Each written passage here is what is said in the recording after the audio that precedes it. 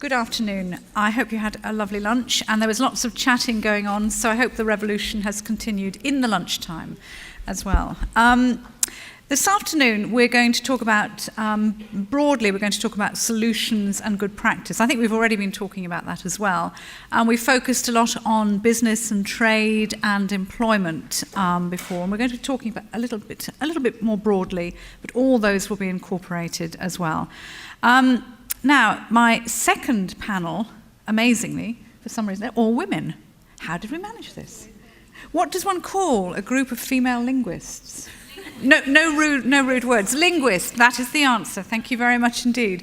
Top marks to the lady there in pink. Now, our aim in this hour is to learn from people and programmes inside and outside the UK, so programmes that work. Are there any universal lessons to learn that will help even average schools, let's put it that way, and teachers perform better? Something we can all share. And we could also ask, are all our speakers, our brilliant speakers we're having on all our panels, are they merely firebrands, shining brightly, wasting their time? Let's hope not. We want to move the story on a little bit this afternoon, and we want to try and help achieve the greatest progress for the greatest possible number. And this panel consists of female firebrands. As I say, they just happen to be female, but they are pretty darn good. Bernadette Holmes, who I've worked with many times, who I respect enormously, is the principal researcher of Born Global, and we'll be talking about that and many other things. Carine Chancelade is from the French government, but is also going to be talking more broadly about what they do in France and how they get it right, how language learning is promoted across the channel. Bessie Vasiliki Dendrinou is professor at the National and Kapodistrian University of Athens, Greece. We've had a lot of Greek today by pure coincidence, I think. And Bessie is going to be talking, who's sitting there in green, is going to be talking about the commercialization of global English language learning to marketing the language learning enterprise in Britain. Good luck with that one. And Christine Parker, who I've also met previously and is somebody else I admire her work very much indeed, is head teacher of Gladstone Primary School, which is a unique multilingual primary school in Peterborough. And Christine will inevitably be talking about language diversity and unlocking the power of multilingualism. And we're going to do it again in the format we had before. We're going to have the statements from each of the speakers, and then we're going to have a discussion. So, Bernadette, over to you. Thank you very much, Rosie. I have never been referred to as a firebrand before. It must be the lipstick. It must be the lipstick, which we're clearly sharing. So, I hope that I am going to set the room alight, not just for this 8-minute session, but for action. We have many opportunities when the converted come together to commiserate, on occasion to celebrate. But what we now need to do is to reach out to the unconverted. We need to move a societal change, and it isn't just confined to England and the UK. Lazy linguists are everywhere. And it is not the time, it really isn't the moment, for locking yourself in to one culture. Monochrome is over. We need to see and respond to a world which is polychrome. It is complex. Communication is not about simple transactional language. It's understanding and appreciating the other. And this is in a poetic sense, in a literary sense, in a cultural sense, and it's also economic sense. Why does a deal break down? We had the right language, we had the right literature, perhaps, but something cultural happened which made that particular person or group of people, that particular company, that particular representation from a new country, a new market, close its door, close its ears. We didn't win. Now, those skills don't come through just a machine. I am very inspired to open up education, and I'm absolutely behind the European initiatives for us to have open access resources. This will do 50%, maybe more, of the job. But you can't digitize a conversation with a real person. When you're developing trust with others, you need to be able to talk to them in terms that they understand. So what does this mean for us? Of course it means changes to legislation. It means policy that supports language education. We all have those in our respective countries, don't we? And I do believe, genuinely, that in England, the policy is supportive of a change. We are beginning primary education from age 7. We have the opportunity to take this forward. The recommendation is for one language from age 7 to 14. That doesn't prevent us from offering more than one language, but we are challenged to produce a system which is coherent, of high quality, and creates young people who are confident, who have made substantial progress in at least one language, and are able to really communicate for real, with real people. We still have an optional status post-14 in England. So how do we ensure that young people vote by saying yes to language learning post-14? Not because of a policy EBAC, where their head teacher is concerned that his or her school may be embarrassed in a performance table appearing in the local press, national press, media, but because they really want to do it. A voluntary policy of commitment, of enthusiasm and desire. So a policy alone will not change social attitudes. So how do we do this?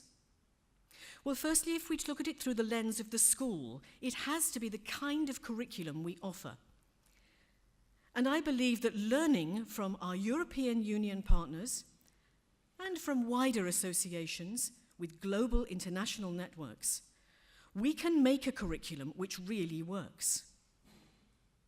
There has been talk of applying languages, making languages do something that actually have a product as well as a process that lead to something tangible and valuable which all can hear and see. For many years now in mainland Europe, we have had CLIL, Content and Language Integrated Learning. Through our association, our national association, the ALL, we have an initiative called FLAME, the future of language education as a medium, the future of languages as a medium of education.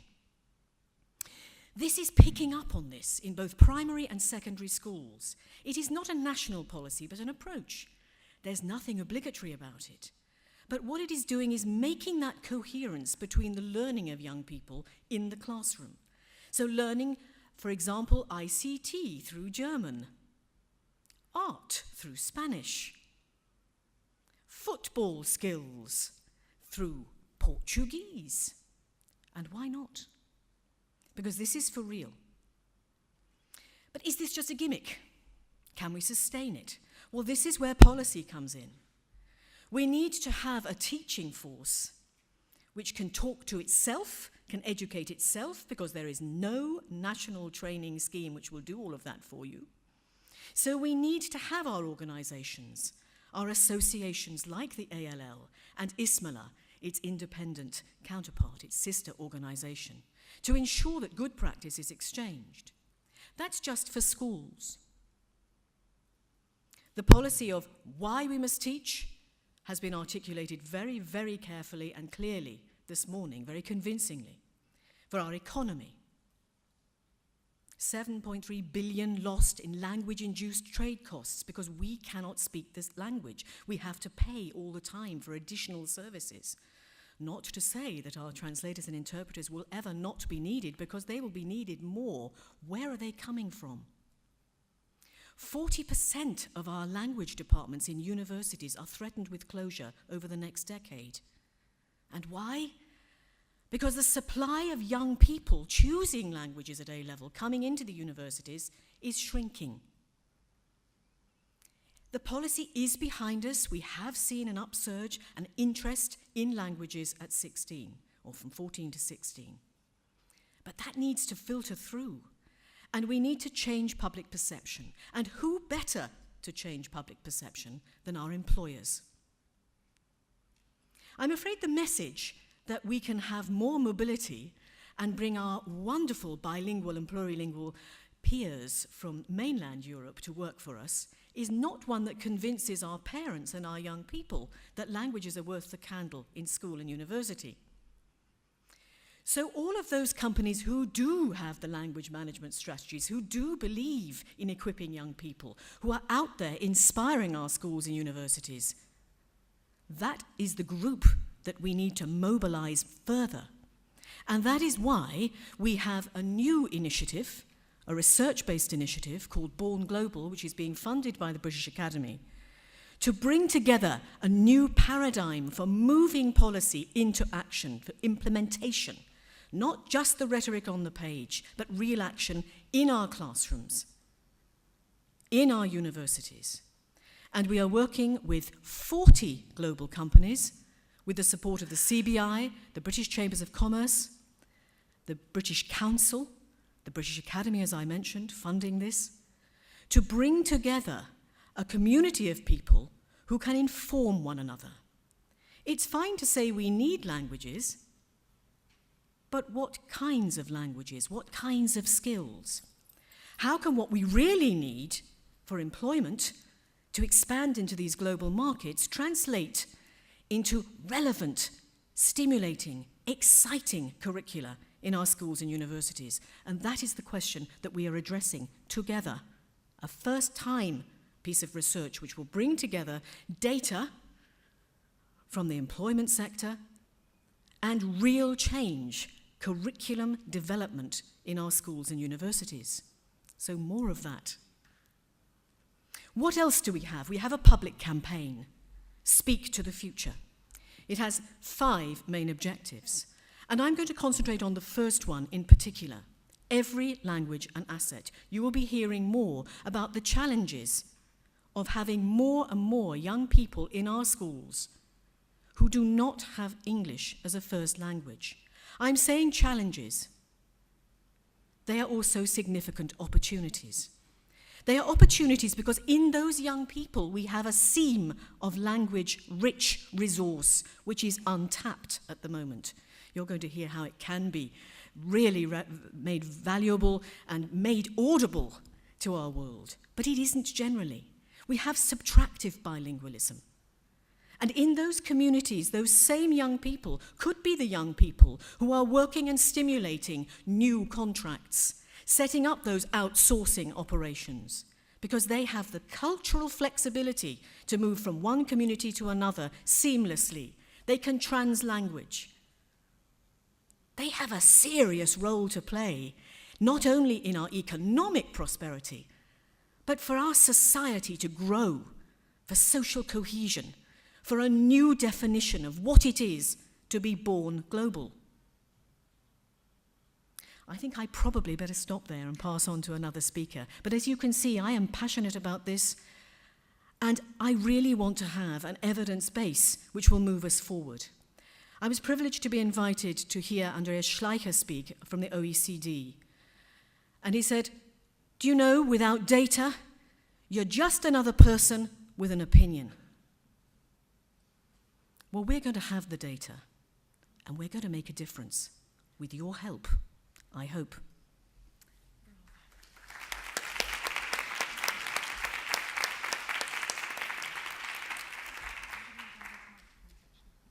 I'm just going to pop over here because I haven't got a microphone to hand, but I'll bring those. We need to give everybody a microphone, I think.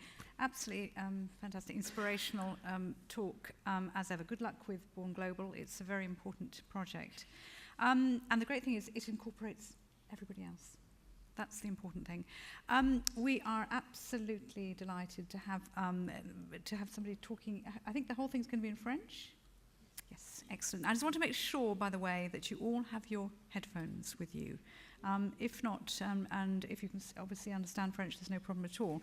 But we'll also be having something in Greek as well afterwards, and something in Italian later. So if you're not proficient in those languages, you will need your headphones. You can quickly get them now if you like, but I'm sure you've got them already. So we are enchantés. We are very delighted to have Carine Chancelade, who is going to talk on behalf of the French government about how language learning is promoted across the channel. But we will wait until everybody has got their headphones, because I think that's what they've all got, unless they're not anti-French. This couldn't be. No.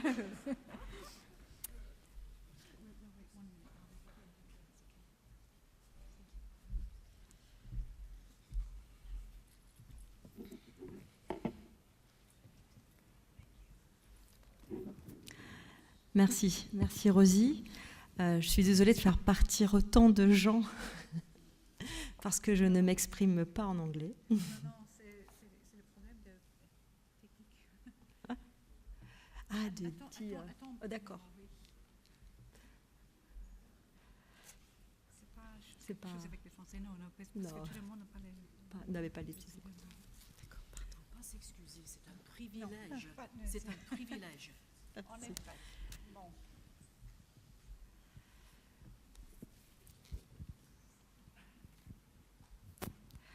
Je vais essayer de vous expliquer un petit peu comment on enseigne les langues vivantes en France, en dressant dans un premier temps un état des lieux, et puis surtout en vous parlant de nos objectifs et peut-être des nouveautés dans l'enseignement des langues en France.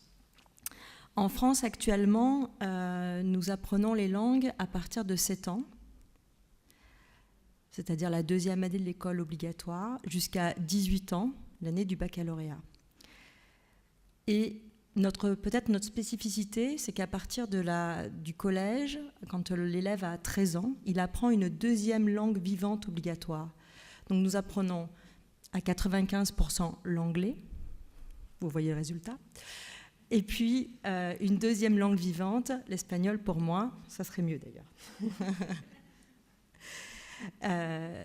Enfin, ce parcours est obligatoire pour tous les enfants, tous les élèves, et il est devenu, depuis l'année dernière, pour toutes les séries en France, technologiques et générales, ce qui me paraît important, et aussi professionnel. Donc le lycée technologique, le lycée général et le lycée professionnel, les élèves ont l'obligation de suivre 2 langues vivantes.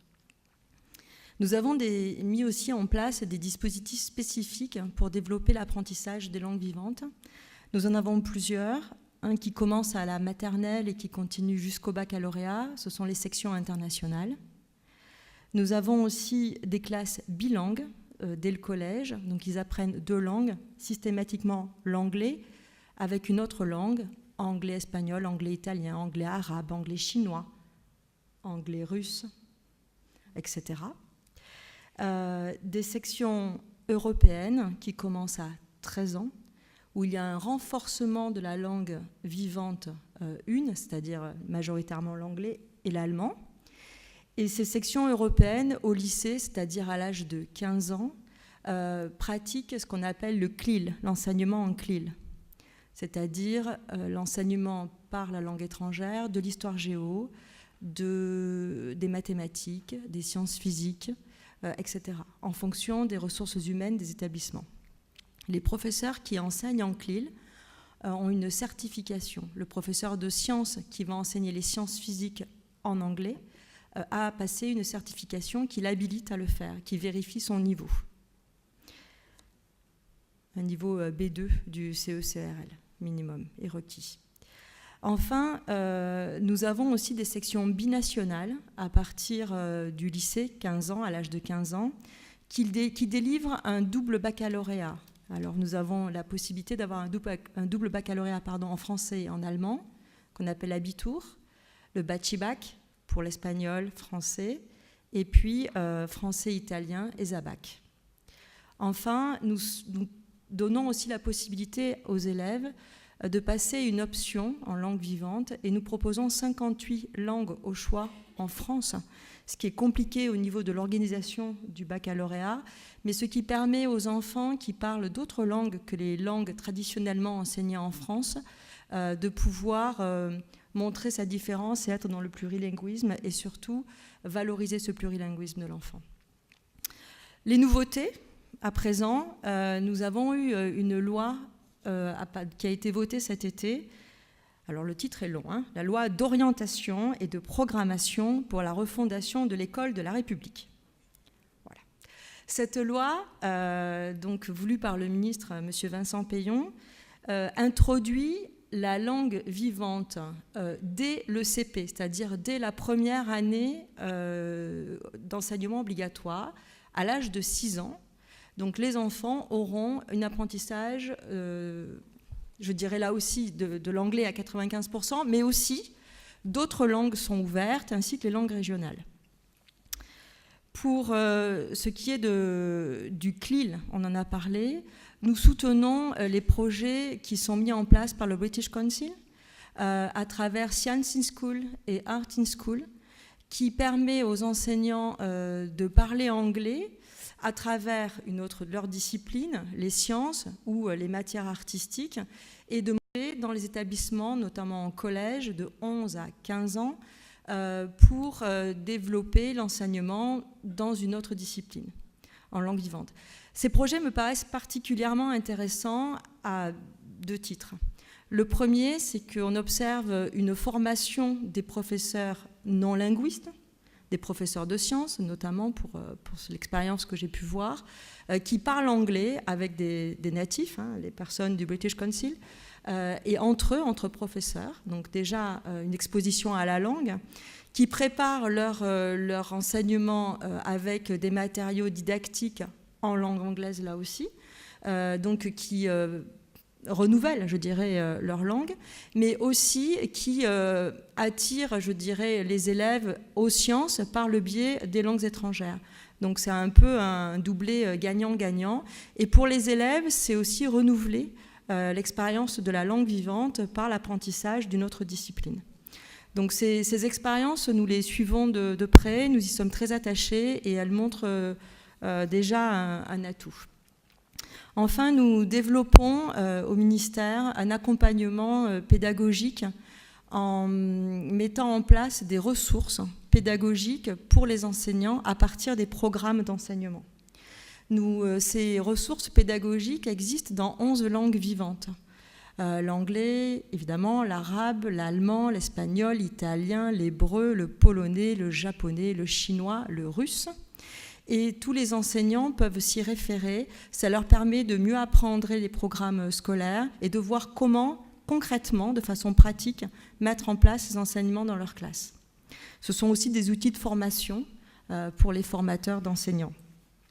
Enfin, une des grandes stratégies du ministre, c'est faire entrer le numérique dans l'école. Alors nous essayons, nous aussi, de faire entrer le numérique dans l'école par le biais des langues vivantes.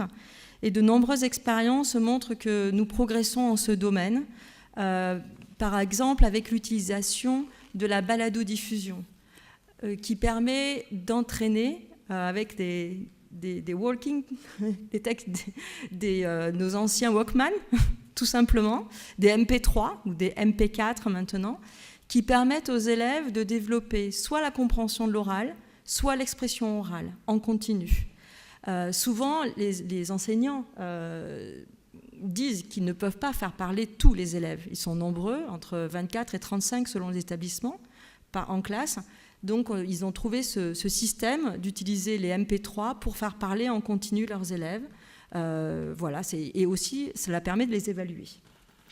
Enfin, nous avons aussi développé sur les espaces numériques de travail, pour faire court, l'intranet des établissements, des dépôts de fichiers qui permettent là aussi d'écouter les élèves et que les élèves écoutent des documents choisis par les enseignants qui favorisent une exposition à une langue authentique.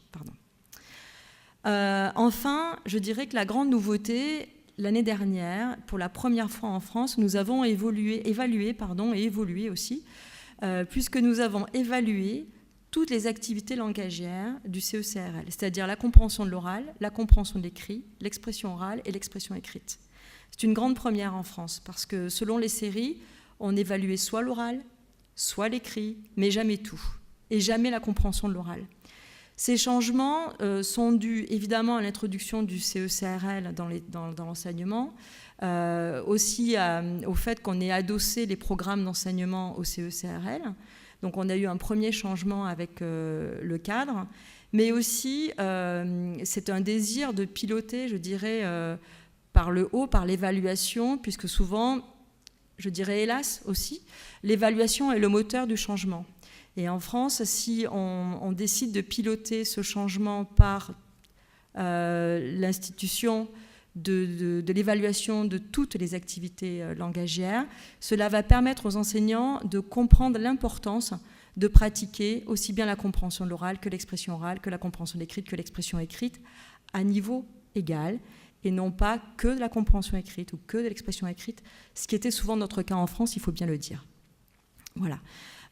Et puis, nous avons enfin introduit un enseignement spécifique renforcé dans la série littéraire, avec un enseignement et un programme de littérature étrangère en langue étrangère. Et pour les séries technologiques, un co-enseignement d'enseignement technologique en langue vivante étrangère 1. Ces co-enseignements technologiques, scientifiques, permettent aussi, pour revenir au thème de ce matin, de tourner davantage les élèves vers le monde professionnel, puisqu'ils rentrent plus dans un champ d'application de langue qui va s'adapter aux métiers qu'ils vont poursuivre grâce aux séries technologiques dans lesquelles ils étudient. Enfin, nous avons aussi maintenant un dispositif qui s'appelle Tremplin pour les élèves du lycée professionnel qui, une fois après avoir obtenu leur diplôme, vont être suivis dans les établissements scolaires pour les accompagner et pour favoriser leur mobilité professionnelle. Ce dispositif vient de naître, on verra un petit peu le fruit en 2014, et il réunit plusieurs partenaires, la Pologne, l'Allemagne, le Royaume-Uni, et il est testé actuellement dans 16 établissements de 2 régions françaises.